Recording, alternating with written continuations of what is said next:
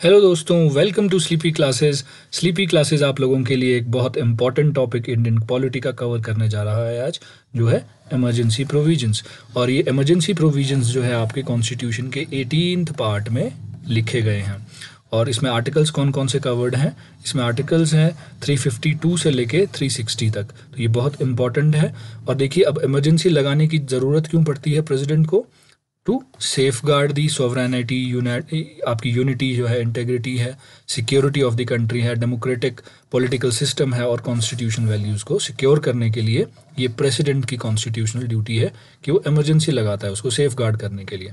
ठीक है दोस्तों, तो अब देखते हैं हम लोग। तो प्रेसिडेंट जो है under article 38th constitutional amendment act 1975 में जो चीज़ प्रोविजन ऐड किया गया था कि हम साइमल्टेनियसली जो प्रेसिडेंट है वो on the grounds of war, external aggression या आर्म्ड रेबेलियन के बेसिस पे साइमल्टेनियसली कंट्री के किसी भी पार्ट में डिफरेंट जो है हमारी टाइप ऑफ इमरजेंसीज लगाई जा सकती है।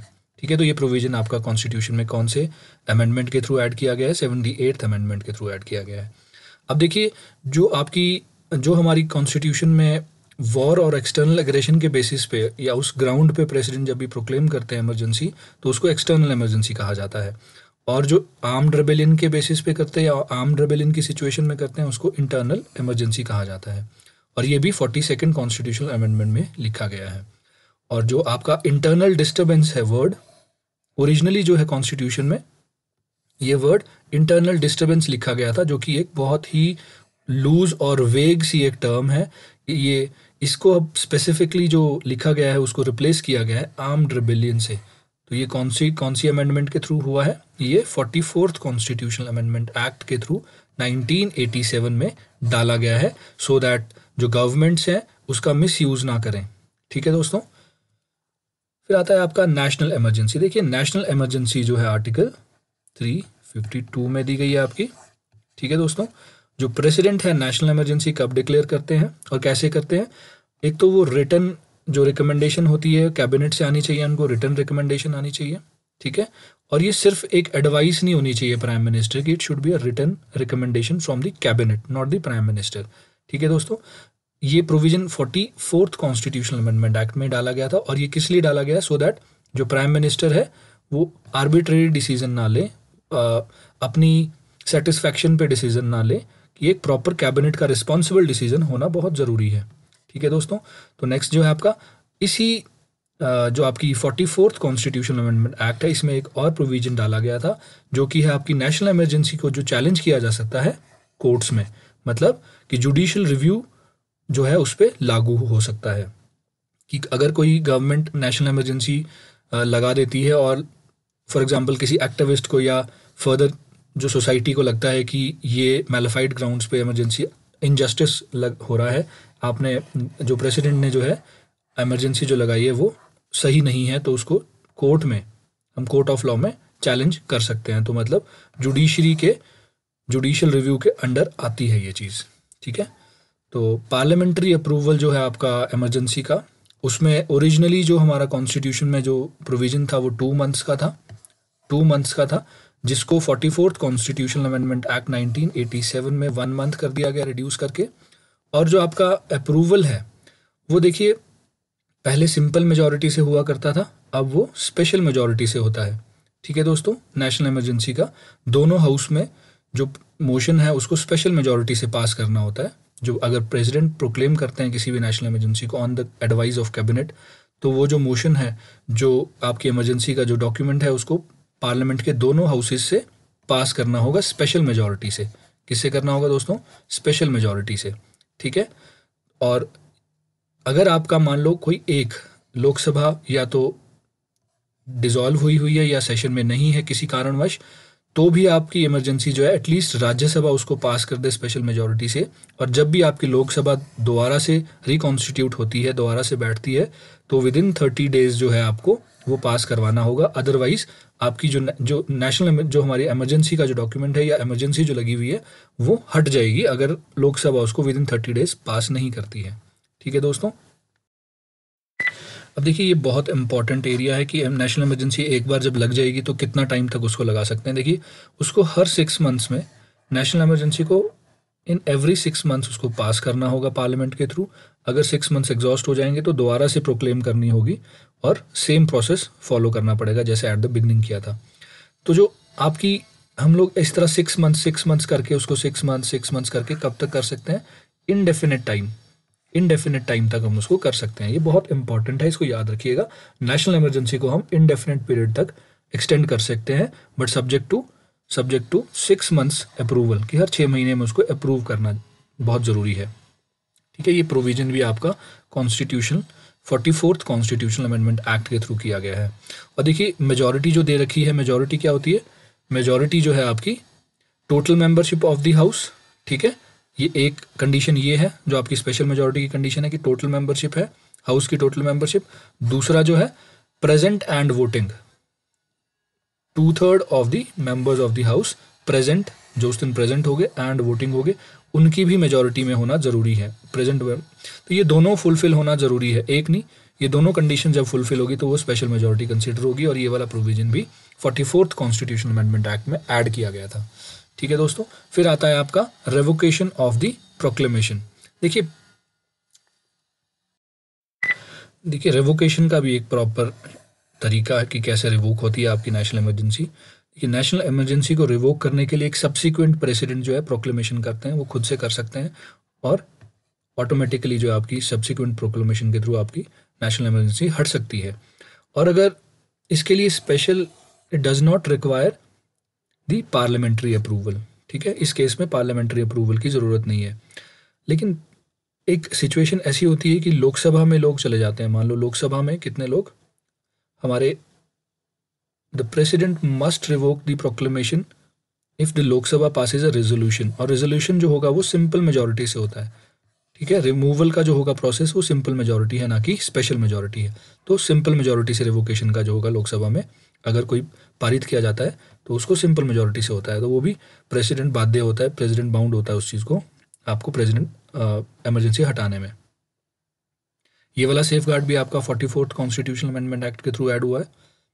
फिर एक चीज़ और है इसमें, अगर लोकसभा के कुछ मेंबर्स 1/10, लोकसभा या किसी भी हाउस के 1/10 मेजॉरिटी के जो मेंबर्स हैं, टोटल मेजॉरिटी से 1/10 मेंबर्स जो हैं वो स्पीकर को एक रिटन नोटिस देते हैं, या प्रेसिडेंट को, अगर हमारा लोकसभा सेशन में नहीं है तो फिर प्रेसिडेंट को देंगे।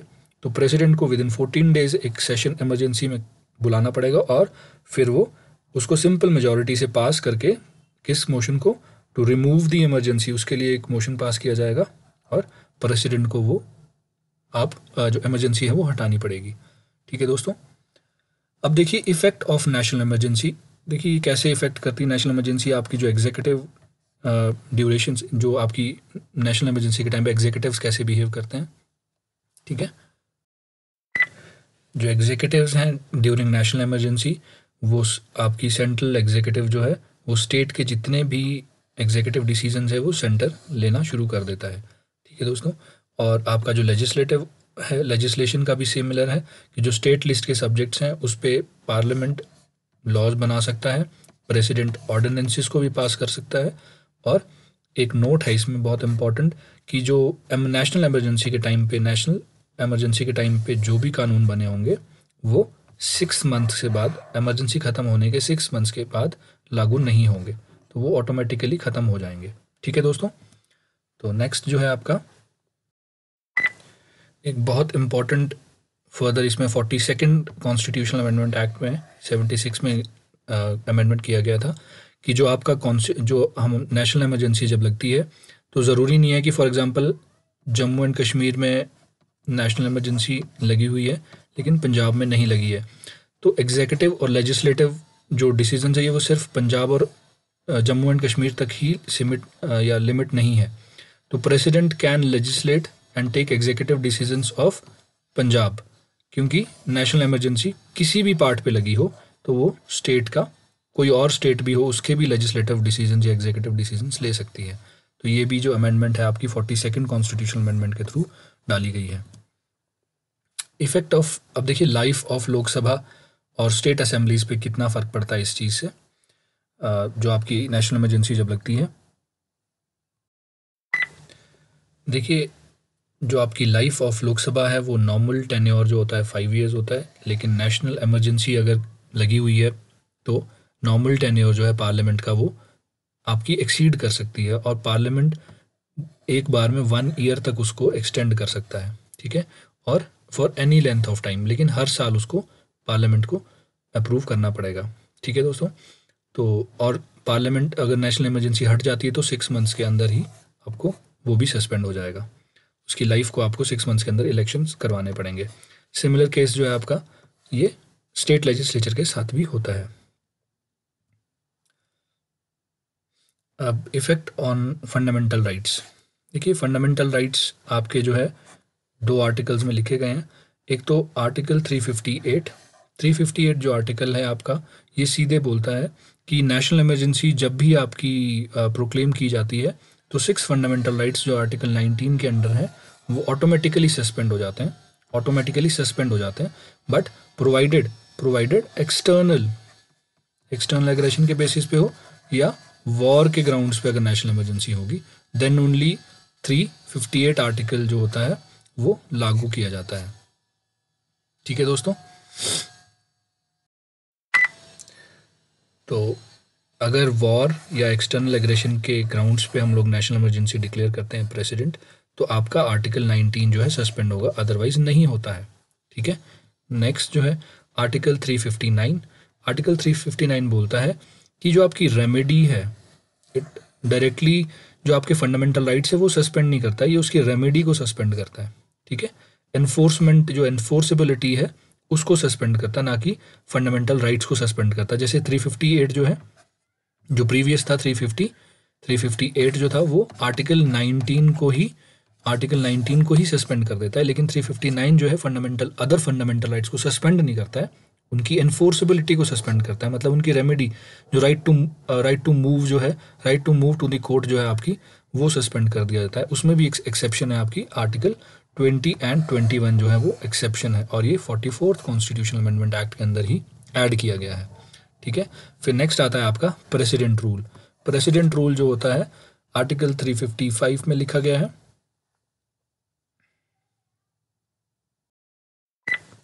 देखिए आर्टिकल 355 जो आपका बोलता है कि it is the responsibility of the centre to ensure that the state governments are carried out in accordance with the constitution.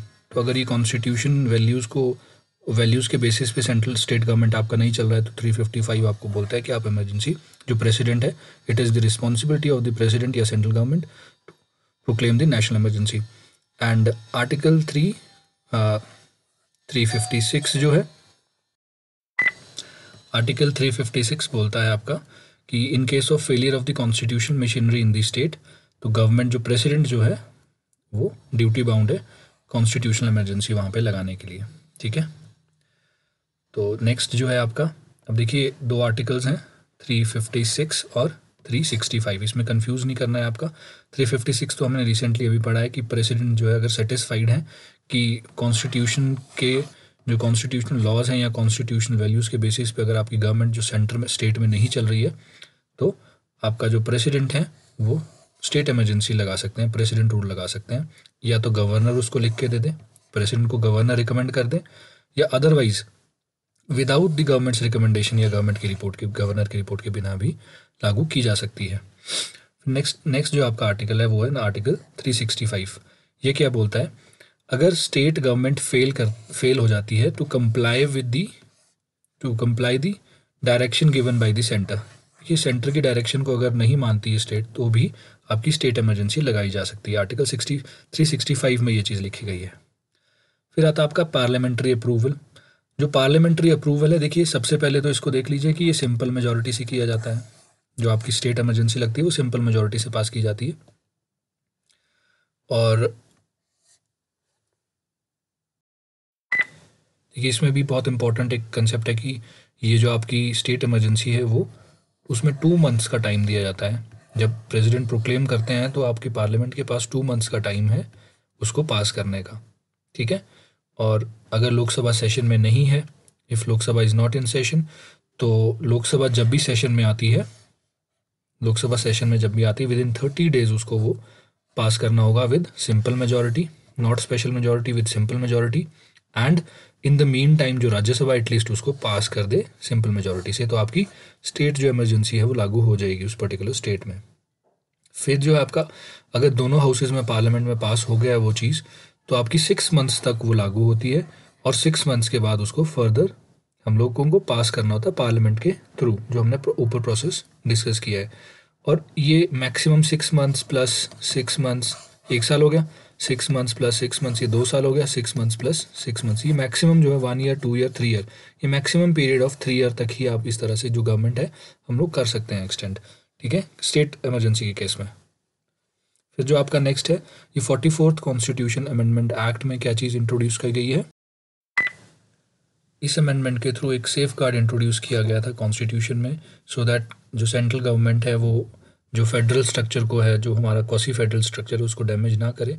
तो उसके लिए एक प्रोविज़न ऐड किया गया कॉन्स्टिट्यूशन में कि अगर आपका 6+6 अगर 1 साल तक हमारी स्टेट इमरजेंसी लगी है किसी पर्टिकुलर स्टेट में, तो 2 कंडीशन जब तक फुलफ़िल नहीं होगी, तो ये फॉलोइंग 2 कंडीशंस अगर फुलफ़िल नहीं होगी तो हम फर्दर उसको स्टेट इमरजेंसी को आगे एक्सटेंड नहीं कर सकते हैं। तो पहली कंडीशन जो है आपकी है, नेशनल इमरजेंसी लगी होनी चाहिए किसी भी जगह पे, इंडिया के किसी भी पार्ट में अगर नेशनल इमरजेंसी लगी है तो एक तो ये वाली कंडीशन है। दूसरा कि इलेक्शन कमीशन जो है आपको सर्टिफाई कर दे, इलेक्शन कमीशन सर्टिफाई कर दे सेंट्रल गवर्नमेंट को कि हाँ जो सिचुएशंस है स्टेट में वो इलेक्शन करना, जो कंडक्ट करने के लिए सिचुएशन जो है, लेजिस्लेशन जो आपकी स्टेट के अंदर सिचुएशन है वो इलेक्शन करवाने के लायक नहीं है, तो इलेक्शन कमीशन आपको सर्टिफाई कर दें। ये दोनों कंडीशंस फुलफिल हो, एक नहीं, ये दोनों कंपलसरी है कि दोनों फुलफिल हो, then only we can exceed the period of state emergency या constitutional emergency in the particular state. ठीक है दोस्तों। नेक्स्ट जो है देखिए, जो आपका पार्लियामेंट है वो प्रेसिडेंट को डेलीगेट करता है लॉ मेकिंग पावर्स या स्पेसिफिक अथॉरिटी। ये बहुत इंपॉर्टेंट है, ये क्वेश्चन काफ़ी बार पूछा गया है इसमें। या तो प्रेसिडेंट को डेलीगेट करता है या स्पेसिफिक अथॉरिटी को। और कंसोलिडेटेड फंड ऑफ इंडिया से या तो प्रेसिडेंट, अगर लोकसभा में कोई लोकसभा सेशन में नहीं है तो प्रेसिडेंट जो है कंसोलिडेटेड फंड ऑफ इंडिया से स्टेट के खर्चों के लिए पैसे निकाल सकते हैं। फर्दर जो है स्टेट सब्जेक्ट्स पे ऑर्डिनेंसेस भी पास किए जा सकते हैं प्रेसिडेंट के द्वारा। ठीक है दोस्तों। अब देखिए, हम लोगों ने एक बहुत इंपॉर्टेंट चीज़ यहाँ पे नोट करनी है कि जो आपका स्टेट इमरजेंसी के केस में जो हम लोग कानून बनाते हैं, या प्रेसिडेंट जो भी कानून, या पार्लियामेंट, या आपका प्रेसिडेंट ऑर्डिनेंस पास करते हैं, जो भी आपका पार्लियामेंट कानून बनाएगा, दे आर नॉट को टर्मिनस, विच मीन्स कि इमरजेंसी ख़त्म, नेशनल इमरजेंसी जब हमारी ख़त्म हो जाएगी तो जो लॉज बनाए हैं स्टेट सब्जेक्ट पे वो ऑटोमेटिकली ख़त्म नहीं होंगे, वो क्या होंगे, वो चलते रहेंगे। ठीक है, स्टेट इमरजेंसी के टाइम पे। ठीक है दोस्तों, ये बहुत इंपॉर्टेंट है। Next comes financial emergency. देखिए, फाइनेंशियल इमरजेंसी आपकी आर्टिकल 360 में मैंशनड है, और फाइनेंशियल इमरजेंसी जो है हम लोग सिंपल मेजॉरिटी से लगाते हैं। एक इम्पॉर्टेंट चीज़ हम पीछे भूल गए हैं, देखिए यहाँ पे जो है प्रोक्लेमेशन ऑफ जो स्टेट इमरजेंसी है उसको हटाने के लिए अगर मान लीजिए रिमूव करना है तो एक सब्सिक्वेंट प्रोक्लेमेशन से भी उसको रिमूव किया जा सकता है। उसके लिए पार्लियामेंट्री अप्रूवल की कोई ज़रूरत नहीं है। तो ये बहुत इंपॉर्टेंट चीज़ हम स्किप कर गए थे। तो चलिए हम देखते हैं नेक्स्ट। देखिए, अगर फाइनेंशियल सिचुएशन या फाइनेंशियल इंस्टेबिलिटी हमारी कंट्री में आ जाती है तो प्रेसिडेंट जो है आर्टिकल 360 के तहत आपकी फाइनेंशियल इमरजेंसी डिक्लेयर कर देते हैं, जो कि आज तक इंडियन हिस्ट्री में कभी फाइनेंशियल इमरजेंसी डिक्लेयर नहीं की गई है। और इसकी थोड़ी सी इम्प्लीकेशन होती है कि जो हमारे सुप्रीम कोर्ट के जजेस हैं या हाई कोर्ट के जजेस हैं जिनकी सैलरीज हैं वो रिड्यूस की फाइनेंशियल इमरजेंसी के टाइम पे रिड्यूस की जाती हैं। ठीक है दोस्तों, इसका प्रोविजन कॉन्स्टिट्यूशन में ही है। और जो 44th कॉन्स्टिट्यूशनल अमेंडमेंट एक्ट है इसमें एक चीज़ जो डाली थी, ये जुडिशियल रिव्यू के अंडर आता है। ठीक है, फाइनेंशियल इमरजेंसी जो आपकी जो है जुडिशियल रिव्यू के अंडर आती है। फिर आपका इसका प्रोसेस जो है अप्रूवल, और जो है जो आपकी इमरजेंसी, जैसे हम लोग स्टेट इमरजेंसी नेशनल इमरजेंसी देख रहे थे, सिर्फ नेशनल इमरजेंसी में एक डिफरेंस है कि जो नेशनल इमरजेंसी है वो 1 मंथ के अंदर आपको पार्लियामेंट को पास करना होता है। स्टेट इमरजेंसी और जो आपकी फाइनेंशियल इमरजेंसी है वो 2 मंथ्स के अंदर पास करनी होती है। प्रोसेस सेम है कि आप बट सिर्फ और सिंपल मेजॉरिटी से करना है पास इसको स्पेशल मेजॉरिटी नहीं चाहिए होती है। अगर लोकसभा सेशन में नहीं है या डिसॉल्व हुई है तो एटलीस्ट राज्यसभा जो है उसको पास कर दे। अगर लोकसभा सेशन में नहीं है तो at least Rajya Sabha in the mean time उसको पास कर दे। और लोकसभा जब आती है तो with in 30 days of reassembly first session जो होगा उसके विद इन 30 डेज जो है उसको सिंपल मेजॉरिटी से पास कर दे, तो आपकी जो फाइनेंशियल इमरजेंसी है वो पास हो जाएगी। और इसके लिए जो है आपका, इसमें एक तो मैक्सिमम पीरियड नहीं दिया हुआ है, और इसके लिए आपकी जो अप्रूवल्स है, इसके लिए आपकी पार्लियामेंट्री अप्रूवल जो बार बार चाहिए होता है, बार बार कोई शेड्यूल के बाद पीरियोडिकल जो है अप्रूवल्स की ज़रूरत नहीं पड़ती है। ठीक है दोस्तों, और ये जो है सिंपल मेजॉरिटी से ही हम लोग करते हैं। ठीक है दोस्तों, तो चलिए आज हम लोगों ने एक बहुत इंपॉर्टेंट टॉपिक कवर किया इंडियन पॉलिटी का, जिसकी इसमें से काफ़ी क्वेश्चंस डिस्कस किए जाते हैं, तो आप प्लीज़ इस लेक्चर को ध्यान से पढ़िए, इन टॉपिक को कवर कीजिए। हमारे लेक्चर्स अगर आप लोगों को पसंद आ रहे हैं तो प्लीज़ चैनल को सब्सक्राइब कीजिए और लाइक कीजिए चैनल लाइक। ठीक है, thank you, have a good day.